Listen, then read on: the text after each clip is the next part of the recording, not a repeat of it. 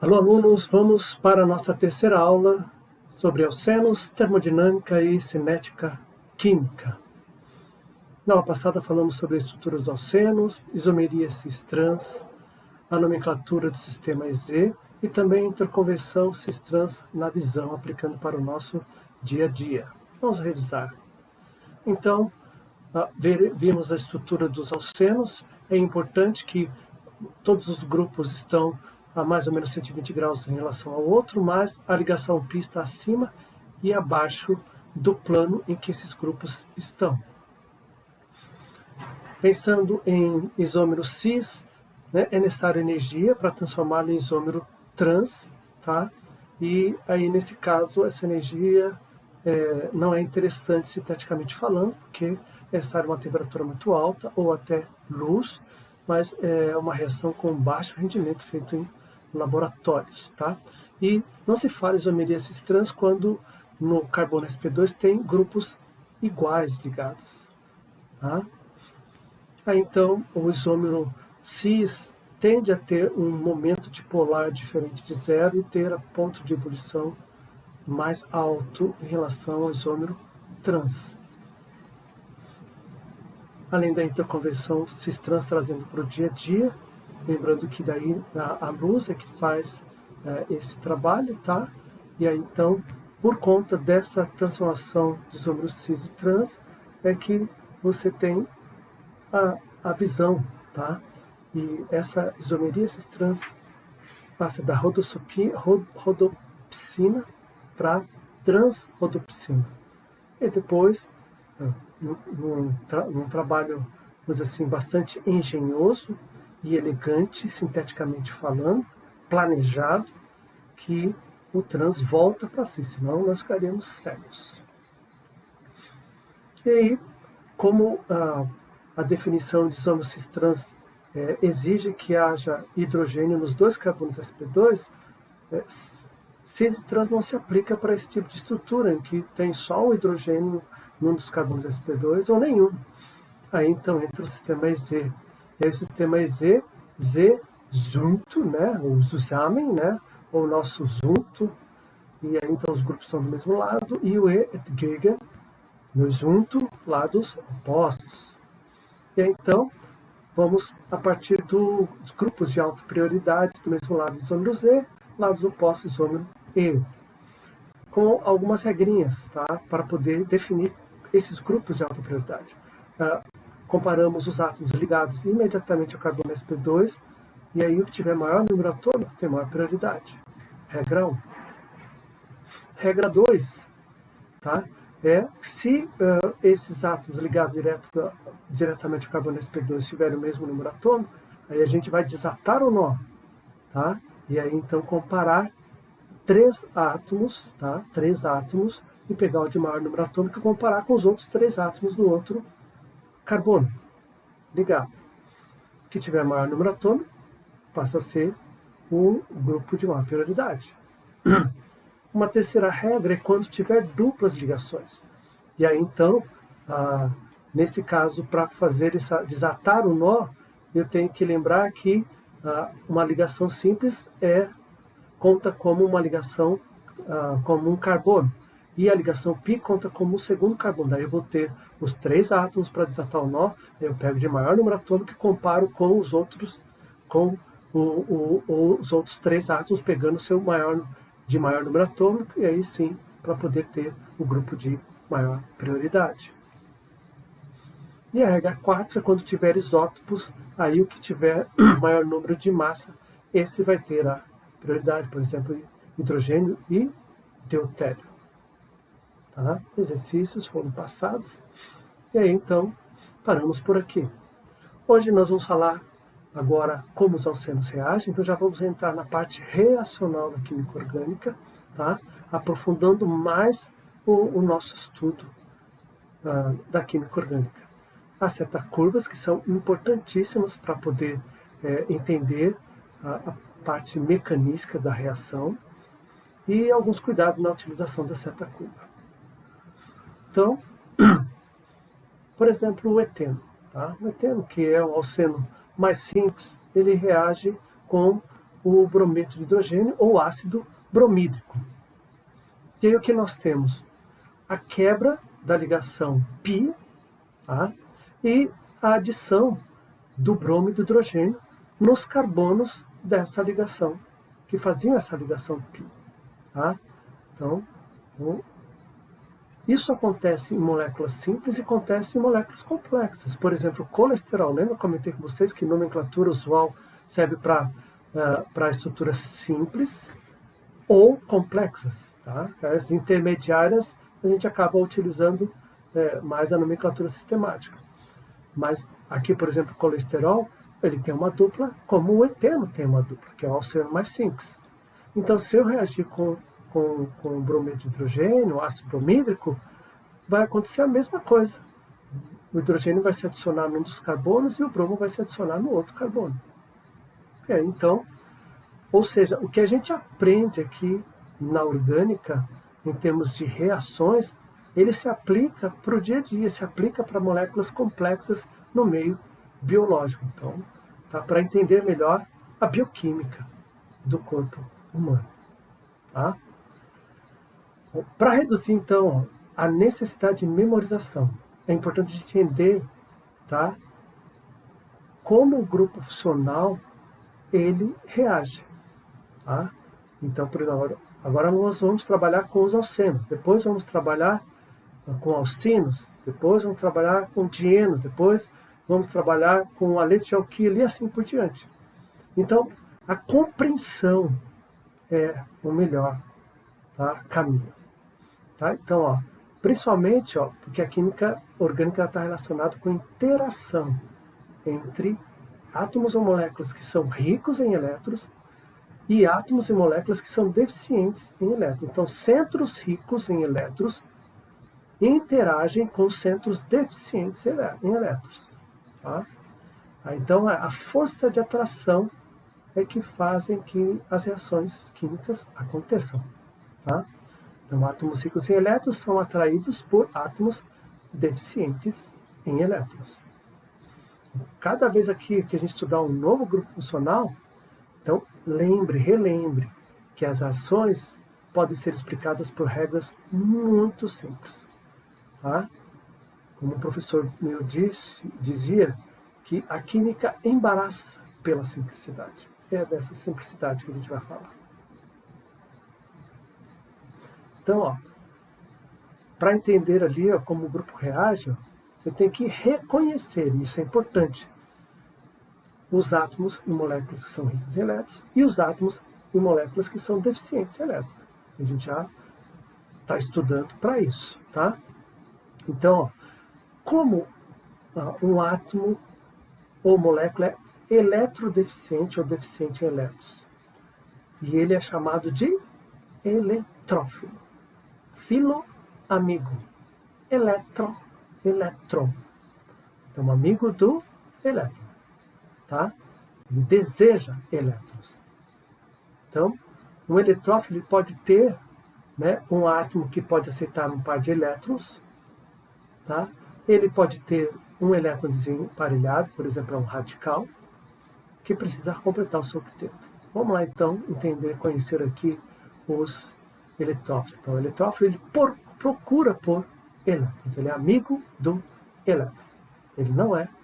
E aí, obviamente, são centros deficientes, que podem ser neutros, como podem ter cargas formais positivas. Está faltando elétron, é deficiente em elétrons.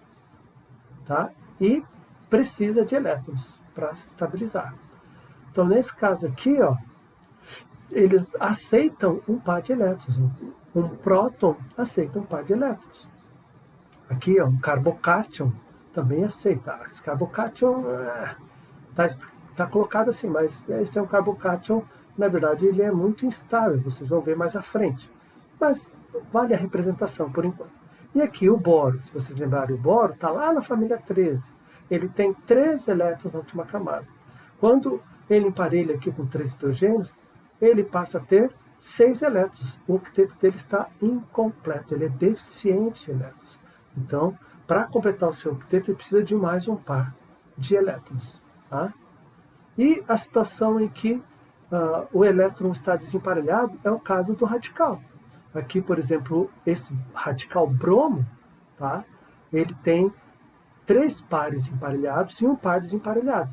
Esse um par desemparelhado faz com que ele necessite de um elétron para completar o seu octeto. Ele é muito reativo, chamados de radicais. O que a gente fala dos radicais livres, que é quando a pessoa se alimenta dos junk food, e aí então tem radicais livres que podem desde envelhecer a pessoa, quanto gerar um câncer.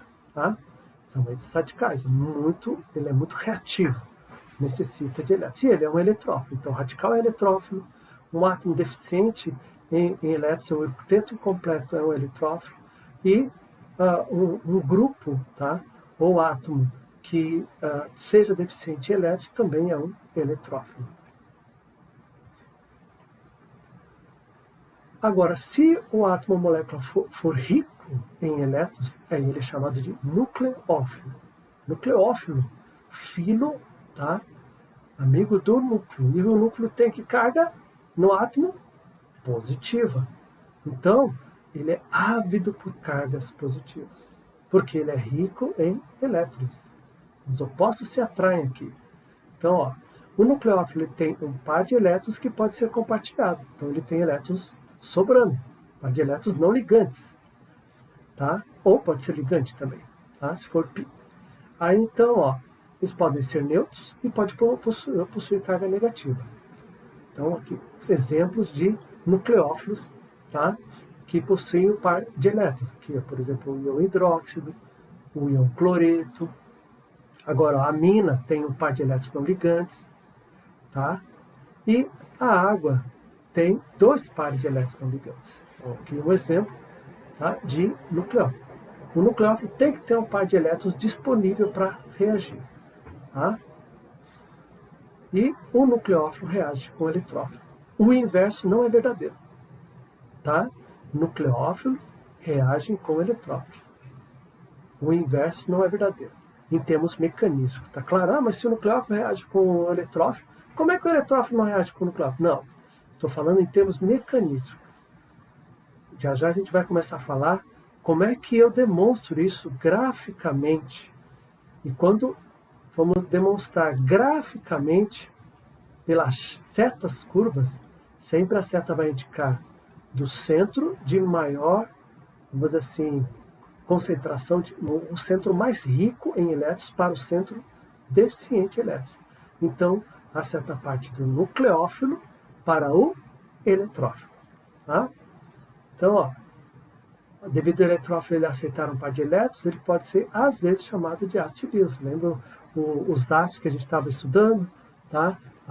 Ácido de Bronsted-Lowry, ácido de Lewis, e tem de Arrhenius também, né? Que daí a gente fala com pH, mas o ácido às vezes vai poder ser chamado de ácido de Lewis. Por exemplo, o boro é um ácido de Lewis característico. Tá? E devido ao nucleófilo ter um par de elétrons para compartilhar, ele é chamado também, às vezes, de base de Lewis. Aqui, então, ó, vamos ver essa reação, a reação que a gente viu anteriormente. Tá? Um alceno reagindo com o brometo de hidrogênio, o ácido bromídrico. Então, vai ocorrer o quê? No primeiro momento, a adição do hidrogênio, tá? Aqui num dos carbonos. Quando ocorre a adição do hidrogênio, ocorre a quebra da ligação π, e aí esse carbono passa a ter somente 3 ligantes. Tá? Se você lembrar lá do cálculo de carga formal, quando o carbono ele só tem 3 ligantes, ele ganha uma carga positiva pelo cálculo de carga formal. Tá? E aí nesse caso, então agora a gente tem um carbo-cátion. Aí o bromo, que está aqui, ó, ele é um nucleófilo. Então, veja aqui, ó, nucleófilo reage com o eletrófilo. Então, aqui, ó, o eletrófilo é o hidrogênio. O nucleófilo é a ligação π. Então, esse é um outro exemplo de par de elétrons. Agora, é um par de elétrons ligantes, mas na forma π. Tá? E aí, então, nós temos aqui o nucleófilo reagindo com o eletrófilo. Voilá, está aqui o nosso produto. Então, a descrição do processo, passo a passo, pela qual os reagentes se transformam em produtos é chamado de mecanismo de reação. Eu vou focar bastante aqui nessa ideia de mecanismo de reação, porque a forma de entender, em termos sintéticos, a química orgânica é pelo mecanismo de reação ou pelos mecanismos de reação. Ó, as setas, que não estão demonstradas aqui ainda, tá? Elas mostram como os elétrons se movem. Então, como é que funciona aqui? Como é que houve a movimentação? Para as novas ligações covalentes formadas a partir das ligações covalentes que são quebradas. Tá? Então, a seta ela vai sempre do centro rico em elétrons para o centro deficiente. Aquilo que eu falei, que o nucleófilo ele reage com o eletrófilo. O inverso não é verdadeiro. Então, eu estou falando isso em termos mecanísticos. Tá? Pensando em demonstrar por seta curva. Se você inverter, está errado. Aqui, então, ó, a seta curva, tá? É diferente dessa seta, que é uma seta reta. Então, as setas têm significados na química. Você coloca uma seta assim, você tem a reagente formando produtos. Se você coloca uma seta para lá, outra para o lado inverso, você está falando de uma reação em equilíbrio. Tá? Então, tem várias formas de representação de setas na química e todas elas têm o seu significado.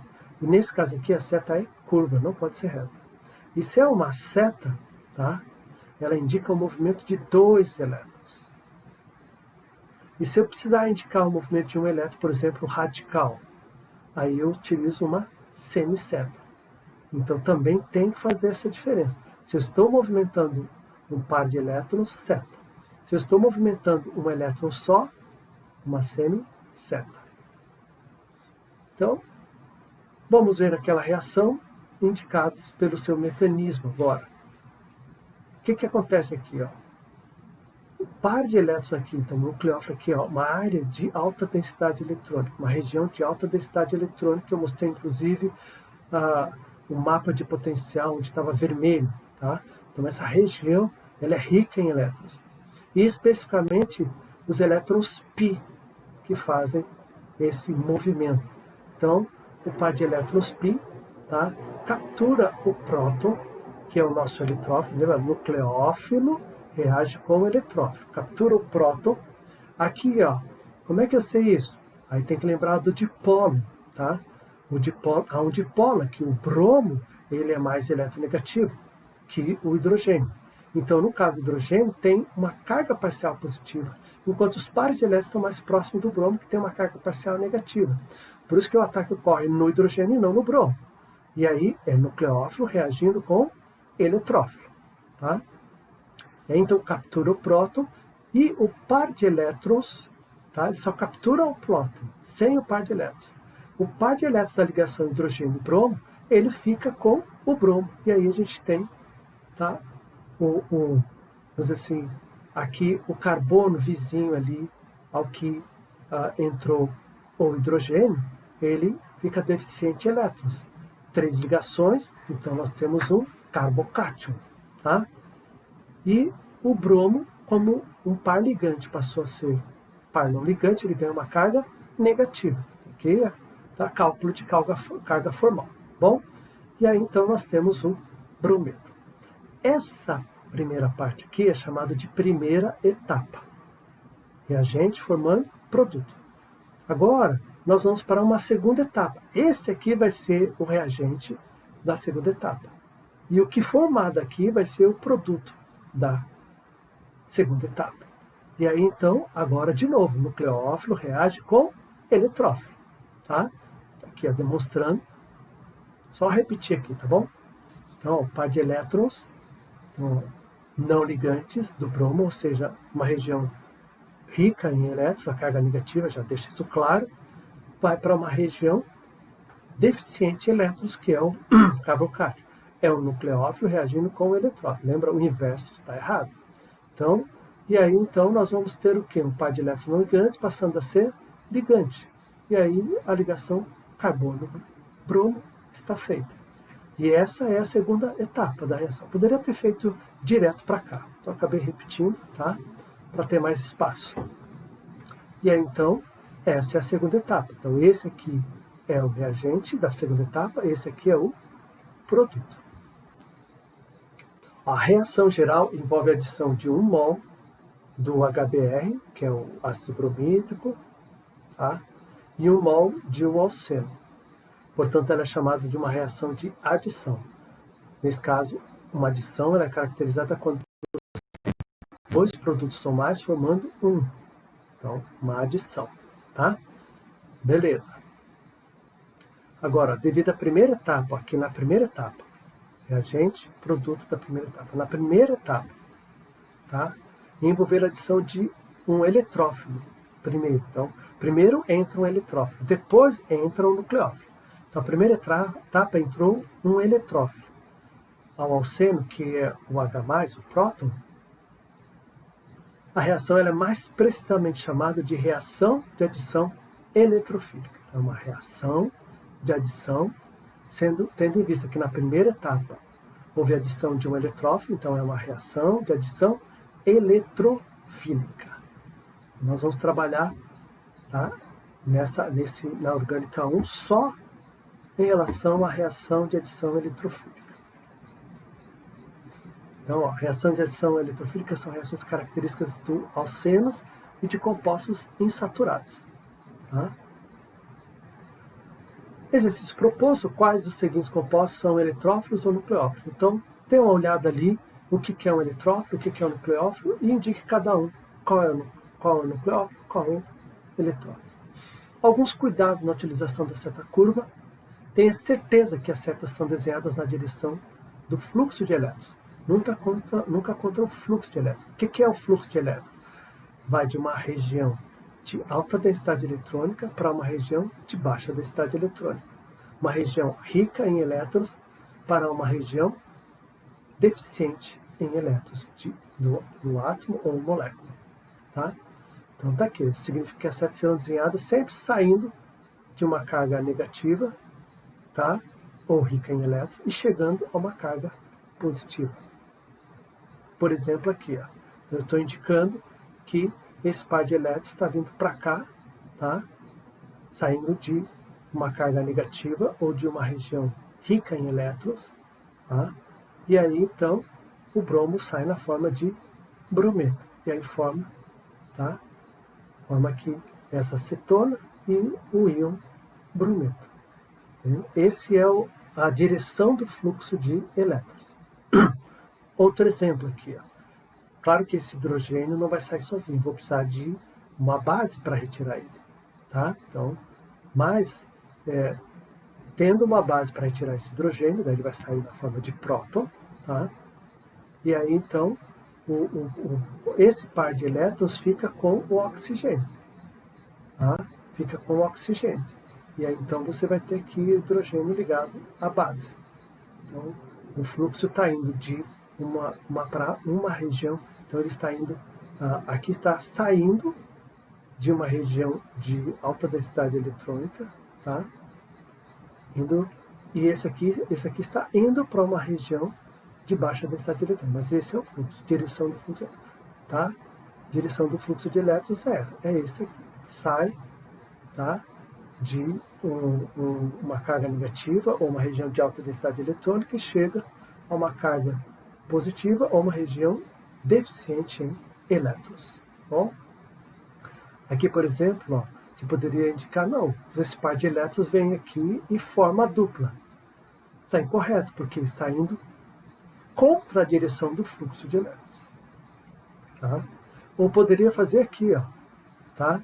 Esse par de elétrons saindo para o hidrogênio. Pior ainda, porque se esse par de elétrons sair aqui do hidrogênio, com o hidrogênio, o oxigênio continua positivo aqui, tá?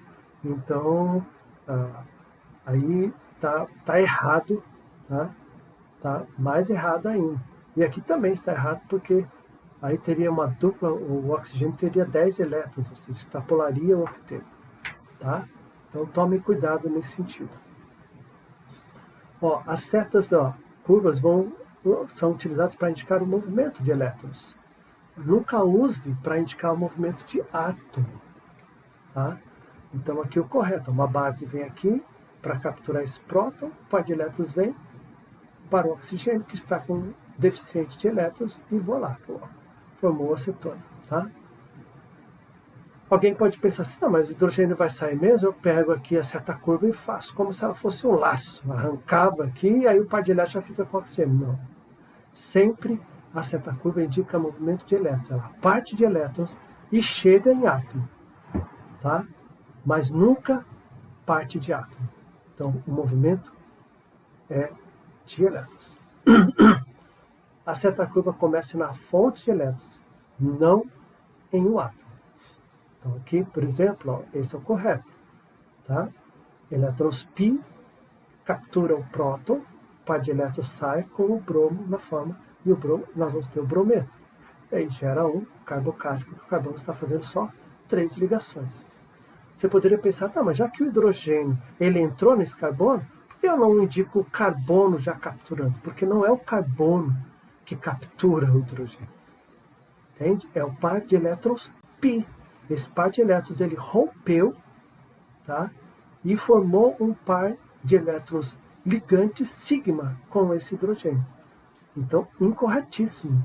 Nunca, a seta nunca parte de átomo. Pode chegar em átomo, mas nunca parte de átomo. Tá? Use as setas curvas para mostrar o movimento de elétrons em cada uma das seguintes etapas das reações. Tá bom?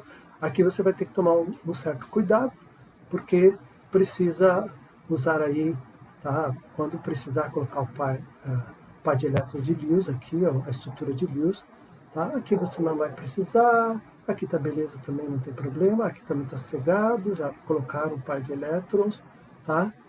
E aqui também tá sossegado. Então, basicamente só indique, são reações diferentes, mas só lembra, tá?